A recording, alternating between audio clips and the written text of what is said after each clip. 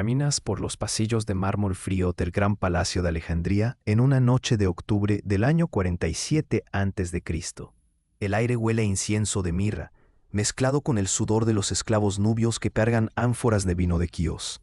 A tu izquierda, las antorchas proyectan sombras danzantes sobre los relieves que muestran la genealogía tolemaica. 300 años de hermanos casándose con hermanas, de madres envenenando a hijos, de padres ordenando la muerte de sus propios descendientes, que el sonido de sandalias de cuero contra el suelo se mezcla con los susurros en griego koiné de los cortesanos que esperan en los aposentos reales. Son las 2 de la madrugada y la temperatura ha bajado hasta los 12 grados centígrados. Lo que estás a punto de presenciar no aparece en ningún libro de historia que hayas leído en el instituto, porque esta noche Cleopatra VII Filopátor, la mujer más poderosa del Mediterráneo, se prepara para consumar su matrimonio con su hermano menor Ptolomeo XIV. Y lo que los pergaminos del Mausion revelan sobre esta unión va mucho más allá del incesto dinástico que conoces. Te acercas a la puerta de cedro del Líbano, decorada con incrustaciones de oro de 24 quilates. Los guardias macedonios, descendientes de los soldados de Alejandro Magno, vigilan con lanzas de 3 metros de longitud. Sus cotas de malla tintinean suavemente mientras respiran. Dentro de esa habitación, la última faraona de Egipto está escribiendo en un papiro con tinta de sepia lo que los historiadores romanos ocultarían durante 2000 años, el verdadero precio del poder tolemaico. Porque el matrimonio que vas a conocer no fue una ceremonia de amor. Fue el último movimiento de una partida de ajedrez que había comenzado con la muerte de Alejandro Magno en Babilonia, 300 años atrás. Una partida donde cada peón era un hermano, cada torre una provincia y cada sacrificio una vida familiar convertida en moneda de cambio político. Los papiros del archivo secreto del Serapeum documentan cómo los Ptolomeos habían transformado el incesto en la máquina de poder más eficiente del mundo antiguo. Y esa máquina estaba a punto de reclamar una víctima más. Pero lo que encontrarás en los rollos de papiro guardados bajo llave en los sótanos del Mauseón cambiará para siempre tu visión de Cleopatra, porque la mujer que sedujo a Julio César y Marco Antonio no era la romántica de las leyendas de Hollywood. Era algo mucho más complejo y aterrador, una estadista que había heredado un sistema de gobierno basado en la traición familiar, el chantaje religioso y el asesinato calculado como instrumento de política exterior. Los documentos hablan de una noche específica, la noche del 15 de octubre del 47 a.C., cuando Cleopatra VII, de 22 años, firmó el contrato matrimonial con su hermano Ptolomeo XIV, de apenas 12 años. El pergamino, redactado en griego koiné y egipcio demótico, establecía no solo los términos de la unión conyugal, sino también el protocolo para la eliminación de los hermanos sobrantes que pudieran disputar la sucesión. Porque en la casa real tolemaica, el matrimonio entre hermanos no garantizaba la paz familiar, la garantizaba.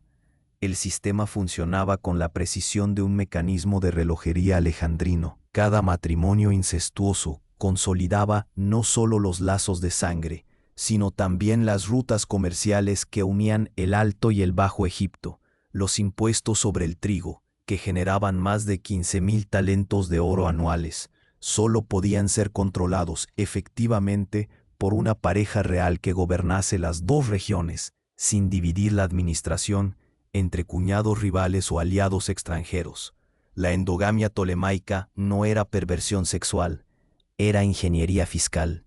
Y esa noche de octubre, mientras el viento del norte traía el aroma salado del Mediterráneo hasta el puerto de Alejandría, Cleopatra estaba a punto de activar el protocolo que había convertido a su dinastía en los amos indiscutibles del granero del Imperio Romano. Un protocolo que exigía no solo la consumación física del matrimonio entre hermanos, sino también la eliminación sistemática de todos los obstáculos familiares que pudieran interferir con la transmisión del poder real. Los registros del Serapeum indican que esa misma noche, 3 copas de vino fueron preparadas con especias traídas desde la India, canela de Ceilán, pimienta negra del Malabar y una tercera especia que los papiros identifican simplemente como el regalo de Asclepio. 2 de esas copas estaban destinadas a los novios reales. La tercera, decorada con incrustaciones de lapislázuli de Afganistán, esperaba en una bandeja de plata de las minas de Hispania a que alguien hiciera la pregunta equivocada sobre la legitimidad de aquel matrimonio. Porque los Ptolomeos llevaban 3 siglos perfeccionando el arte de convertir las bodas familiares en operaciones de limpieza política. Y esta noche, la última faraona de Egipto iba a demostrar por qué su dinastía había sobrevivido más tiempo que cualquier otra casa real helenística desde la muerte de Alejandro Magno. Para entender lo que realmente ocurrió en los aposentos reales esa noche de octubre, necesitas comprender la máquina de poder que los Ptolomeos habían construido durante 3 siglos de dominación sobre Egipto. Esta no era una monarquía egipcia tradicional. Era un experimento político helenístico que había convertido las tradiciones faraónicas en herramientas de control para una élite extranjera que jamás aprendió a hablar la lengua nativa de sus súbditos. Cuando Alejandro Magno murió en Babilonia en el 323 a.C., sus generales se repartieron el imperio como mercaderes, dividiendo un cargamento de especias. Ptolomeo I, hijo de Lagos, se quedó con Egipto no por amor a la tierra de los faraones, sino porque controlaba la ruta comercial más rentable del Mediterráneo, el trigo que alimentaba a Grecia y posteriormente a Roma. Los papiros administrativos del Museo de Alejandría documentan cómo los primeros Ptolomeos establecieron un sistema de recaudación que extraía el 30% de toda la producción agrícola del país, convirtiendo el Nilo en el río más rentable del mundo conocido. Pero había un problema logístico que ningún manual de administración helenística había previsto.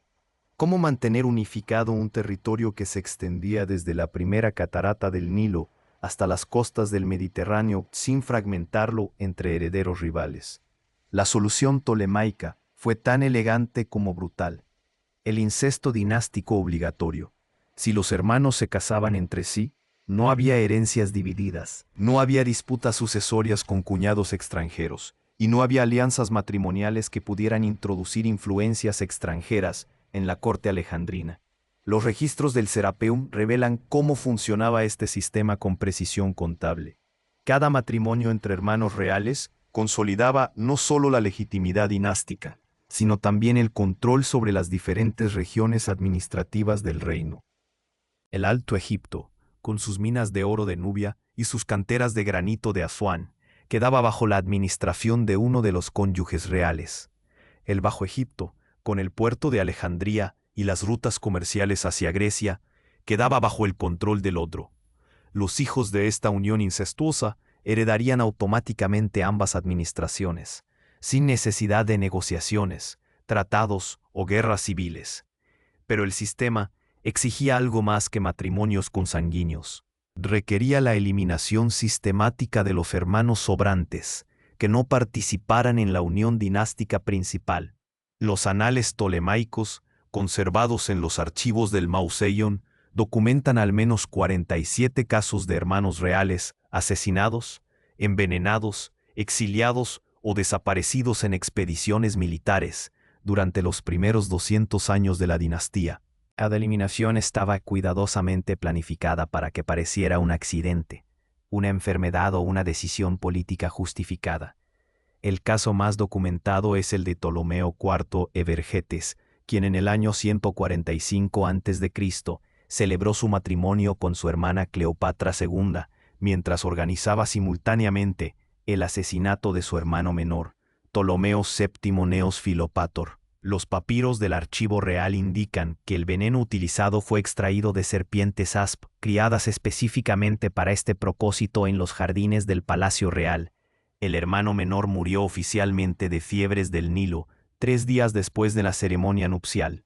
Su muerte permitió que Ptolomeo VIII consolidara el control sobre las rutas comerciales hacia Cirenaica y las minas de oro de Nubia sin oposición familiar. Las crónicas del periodo helenístico, especialmente los fragmentos conservados de Manetón de Mendes y los registros de Demetrio de Faleron, describen cómo los matrimonios incestuosos tolemaicos incluían rituales específicos de purificación dinástica. Estos rituales no tenían precedentes en las tradiciones faraónicas egipcias. Habían sido inventados por los primeros Ptolomeos para legitimar religiosamente lo que era, esencialmente una estrategia política extranjera impuesta sobre una población nativa que consideraba el incesto como un tabú sagrado. Los sacerdotes del templo de Ptah en Memphis, responsables de coronar a los faraones tolemaicos, habían desarrollado un sistema de interpretación teológica que presentaba los matrimonios consanguíneos como manifestaciones de la voluntad divina. Los papiros sacerdotales indican que cada matrimonio real entre hermanos requería el sacrificio de 365 animales sagrados, uno por cada día del año egipcio, y el pago de 500 talentos de oro a los templos principales del reino. Era una teología cara, pero efectiva. Convertía la perversión política en mandato religioso.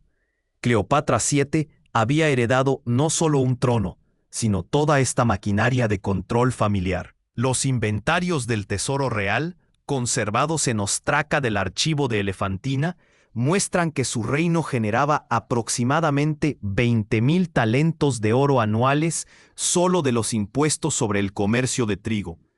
Pero mantener este flujo de riqueza requería la consolidación política que únicamente el matrimonio incestuoso podía garantizar. Su unión con Ptolomeo XIV no era una decisión romántica, era la última pieza de un rompecabezas administrativo que llevaba 3 siglos en construcción. Los documentos del Mauserion revelan que Cleopatra conocía perfectamente los precedentes familiares. Había estudiado los archivos de sus antepasados y sabía que cada generación ptolomaica había refinado los métodos de eliminación de hermanos rivales. Su bisabuela, Cleopatra III, había envenenado a 2 de sus hijos varones para garantizar la sucesión de su hijo favorito, Ptolomeo IX. Su tatarabuela, Arsinoe II, había organizado el asesinato de sus propios hijastros para eliminar competidores dinásticos. El incesto y el fratricidio no eran aberraciones en la historia ptolomaica, eran tecnologías de gobierno. Y esa noche de octubre del 47 a.C., con Julio César controlando Roma y las legiones romanas acampadas en las afueras de Alejandría, Cleopatra sabía que no podía permitirse el lujo de una guerra civil dinástica. Su matrimonio con Ptolomeo XIV consolidaría la legitimidad de su reinado ante los sacerdotes egipcios y ante el Senado romano, pero también activaría el protocolo tolemaico que había mantenido a su familia en el poder durante 3 siglos. La eliminación de todos los hermanos que pudieran disputar su autoridad. Los registros indican que esa noche, además del matrimonio, Cleopatra firmó 3 órdenes de ejecución, una para su hermana Arsinoe IV, exiliada en el templo de Artemisa en Éfeso, otra para su medio hermano Ptolomeo XIII, oficialmente muerto en batalla, pero en realidad retenido en una prisión secreta en la isla de Fagos, y una tercera orden que los papiros identifican únicamente como el Protocolo del Heredero Futuro, un documento que establecía las condiciones bajo las cuales su propio hijo con Ptolomeo XIV sería eliminado si llegara a representar una amenaza para la estabilidad dinástica. Antes de revelarte lo que realmente ocurrió en esa alcoba real, y antes de mostrarte el documento que cambia todo lo que creías saber sobre Cleopatra, paga el peaje de la curiosidad. Deja el like ahora y comenta de dónde nos sigues. Esto ayuda al algoritmo a empujar historias históricas con menos romantización y más verdad arqueológica, porque lo que viene a continuación no aparece en las películas de Hollywood. Y hay una razón por la cual los historiadores romanos decidieron ocultarlo durante 2000 años. Los pergaminos del archivo secreto del Serapeum revelan lo que ocurrió exactamente a las 3 de la madrugada del 16 de octubre del 47 a.C. Cleopatra VII, vestida con una túnica de lino transparente teñida con púrpura de Tiro que había costado 200 denarios de oro, se dirigió a los aposentos donde aguardaba a su hermano menor. Pero no iba sola. La acompañaban Apolodoro de Sicilia, su consejero personal, y 2 esclavas nubias que portaban una bandeja de plata con 3 copas de vino especiado y un papiro sellado con cera roja. Ptolomeo XIV, de apenas 12 años, esperaba sentado en un diván de marfil incrustado con oro procedente de las minas de Nubia. Los documentos describen a un niño de complexión delgada, con los ojos verdes característicos de la dinastía tolemaica y las manos temblorosas de quien sabe que su vida depende de decisiones que no puede controlar. Llevaba puesta una diadema de oro blanco con incrustaciones de esmeraldas de las minas del Mar Rojo. Su túnica, también de lino egipcio, había sido perfumada con aceites de sándalo traídos desde la India a un costo de 50 dracmas de plata por onza. Cleopatra se acercó al diván y desplegó el papiro sellado.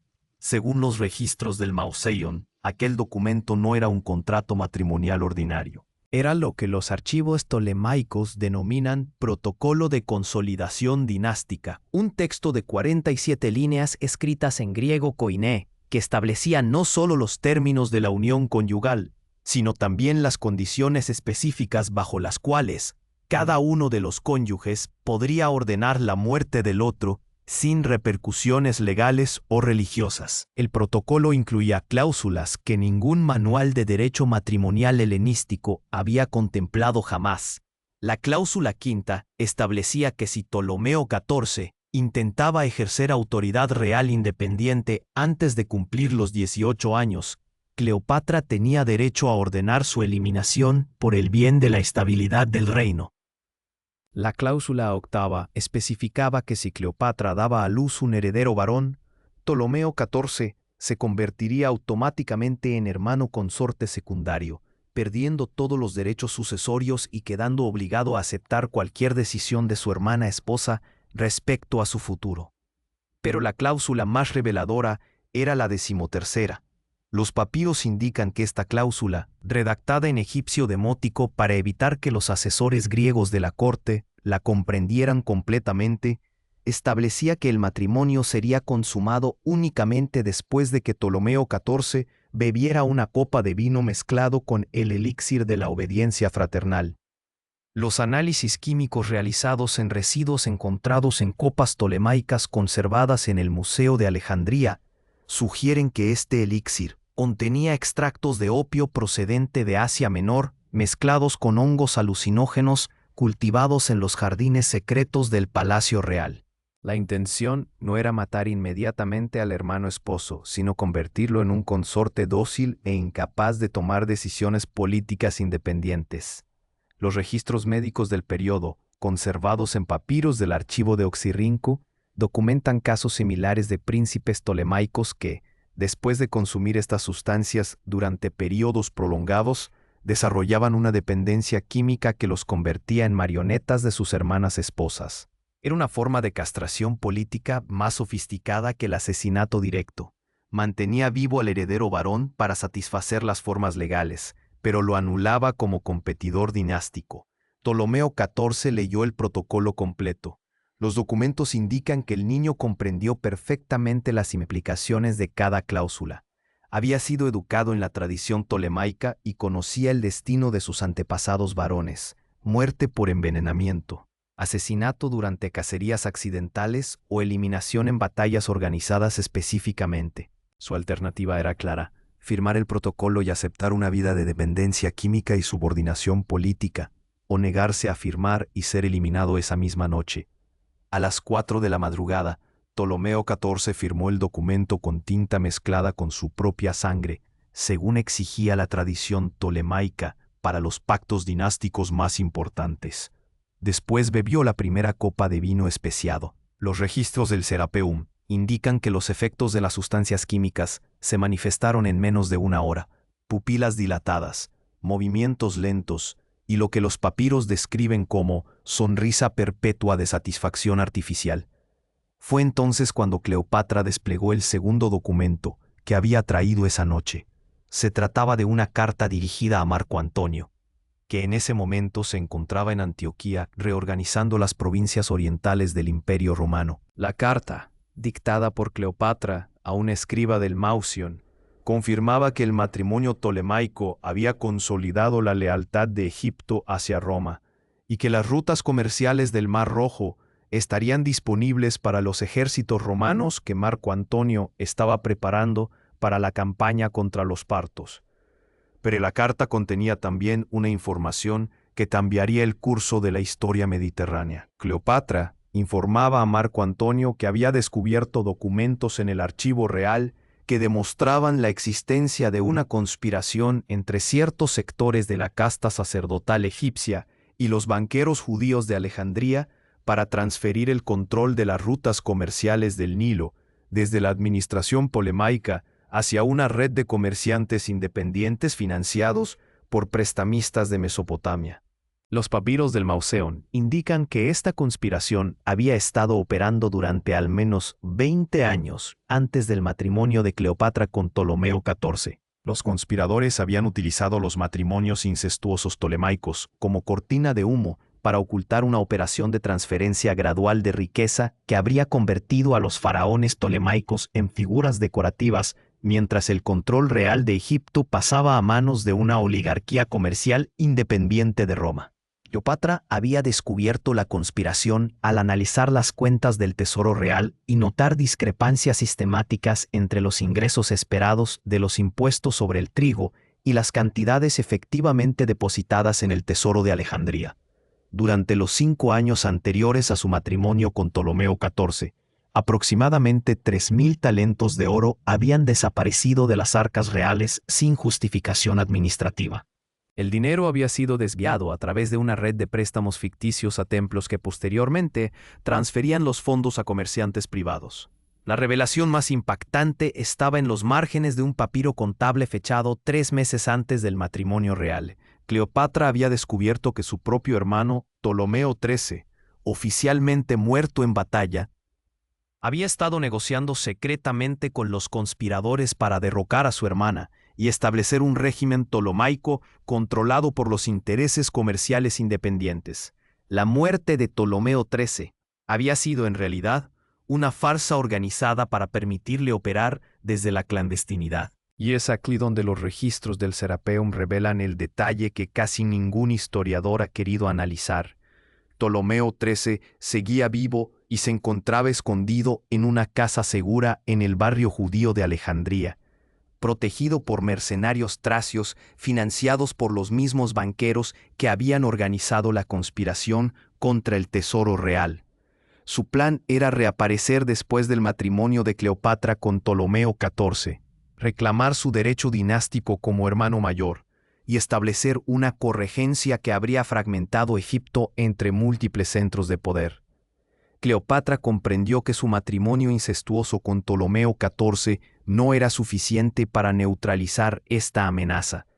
Necesitaba eliminar físicamente a Ptolomeo XIII antes de que los conspiradores pudieran activar su plan. Pero también necesitaba hacerlo de una manera que no alertara a los otros participantes en la conspiración sobre el alcance de sus conocimientos. Su solución fue diabólicamente elegante. Utilizaría la consumación de su matrimonio con Ptolomeo XIV como coartada para una operación de limpieza que eliminaría simultáneamente a su hermano rival y a los principales financiadores de la conspiración. Los documentos indican que mientras Ptolomeo XIV yacía en estado semiconsciente por efectos del elixir de obediencia fraternal, Cleopatra salió silenciosamente de los aposentos reales, acompañada únicamente por Apolodoro de Sicilia. Se dirigieron a través de los túneles secretos del palacio hacia una serie de habitaciones subterráneas que los planos arquitectónicos ptolomaicos denominan cámaras de consulta dinástica. Allí esperaban 6 hombres, 3 asesinos nubios entrenados en la escuela de guardias reales de Siene, 2 escribas del archivo secreto del Mauseón y un sacerdote de Ptah especializado en rituales de purificación post-mortem.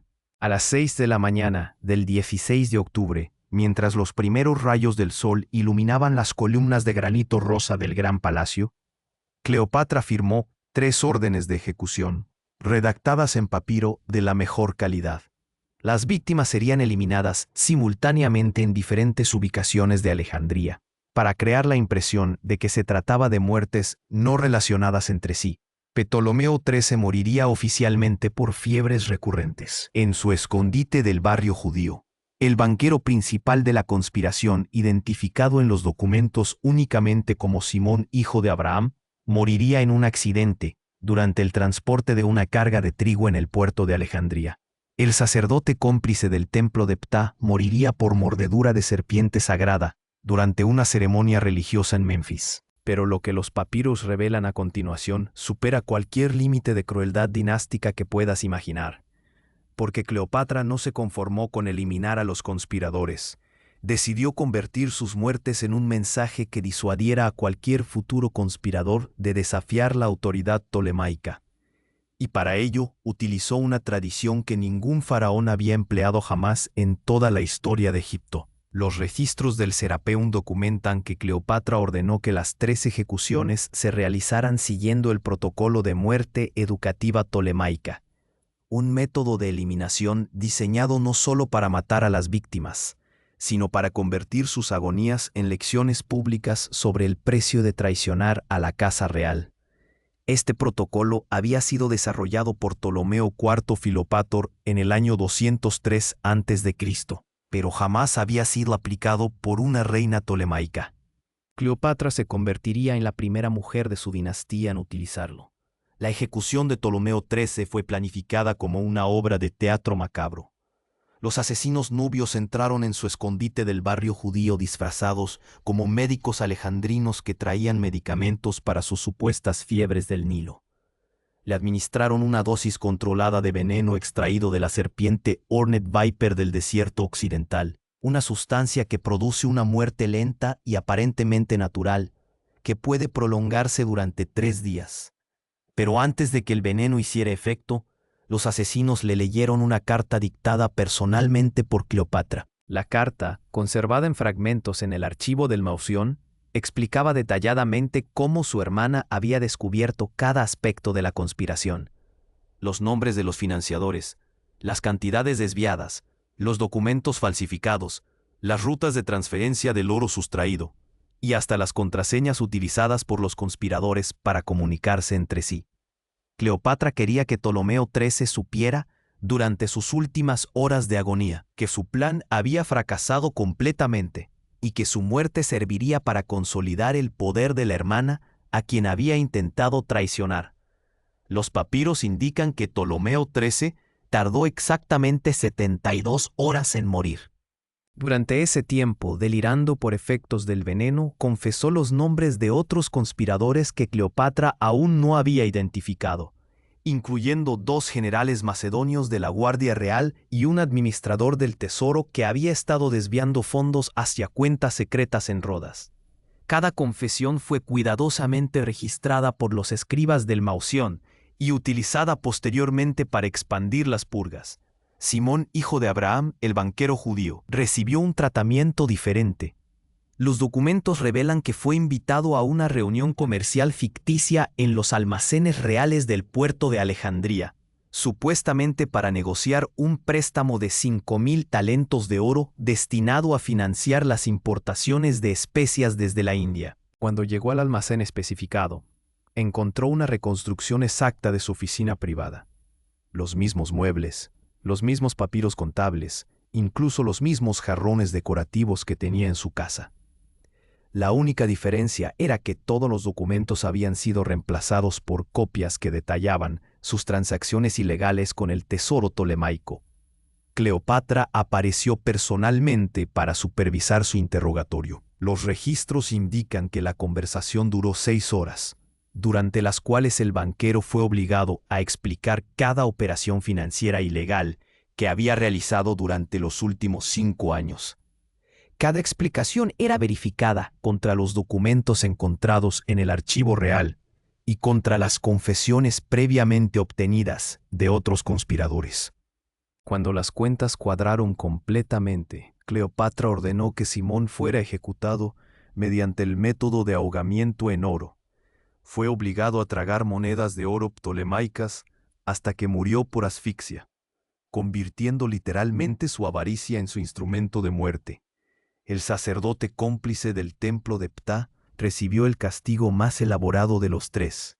Cleopatra ordenó que fuera transportado secretamente a Menfis y encerrado en una cámara subterránea del templo donde había traicionado a la casa real. La cámara fue llenada con serpientes sagradas asp, capturadas específicamente en los jardines del templo de Edfu.